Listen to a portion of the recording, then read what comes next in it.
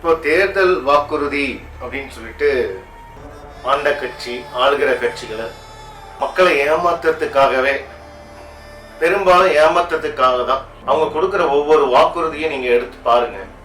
2021 திமுக case விலை 100 ரூபாய் குறைக்கப்படும் சொன்னாங்க. நல்லா கவனிக்கணும் மக்களே, 100 ரூபாய் குறைக்கப்படும் சொன்னாங்க. எடப்பாடி ஐயா கொடுத்திருக்காரு.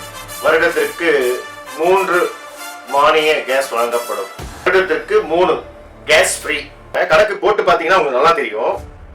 கேஸ் சிலிண்டர் 100 ரூபாய்க்கு குறைக்கப்படும் சொன்ன திமுக ஆட்சி குறைக்கவே இல்லை. இப்ப நீங்க நல்லா கணக்கு போட்டு பாருங்க. இவரு வாக்குறுதி கொடுக்கிறாரு, மானியமா 3 கேஸ் ஃப்ரீயா கொடுக்கப்படும். 3 கேஸ் வேல்யூ பாருங்க, 900 வச்சா கூட 27 2700 ரூபாய். 2700 ரூபாய் ஒரு நமக்கு ஃப்ரீயா கொடுக்கிற அந்த கேஸ் விலைய ஏன் 300 ரூபாய் கேஸ் கம்மி பண்ணக்கூடாது? விலை கம்மி பண்ணி கொடுங்க. நீங்க எதுக்கு எங்களுக்கு ஃப்ரீயா கொடுக்குறீங்க? தேவையில்லை, நான் காசு கொடுத்து வாங்கிக்கிறோம், விலையை கம்மி பண்ணுங்க.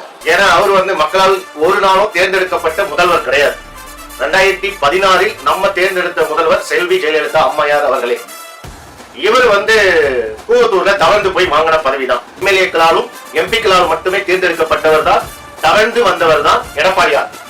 நாம் பயங்கரமா கேட்கிறோம் அவர்கிட்ட, நீங்கள் இப்பொழுது அந்த அதிமுக கட்சியை கைப்பற்றி இருக்கிறீர்கள். அந்த ஒரு காரணத்திற்காக எம்ஜிஆர் அவர்கள் வழிநடத்தி வந்த அந்த கட்சியை, இரட்டை இலை சின்னத்தை அம்மையார் அவர்கள் கட்டி காப்பாற்றி வந்த, கம்பீரமாக வழிநடத்தி வந்த அந்த கட்சியை டெல்லியில் அடமான வைத்து விட்டீர்கள்.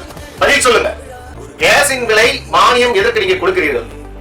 அது சொல்லுங்க. நீங்க பாத்தீங்கன்னா அவர் பதவிக்கு வர போறது கிடையாது.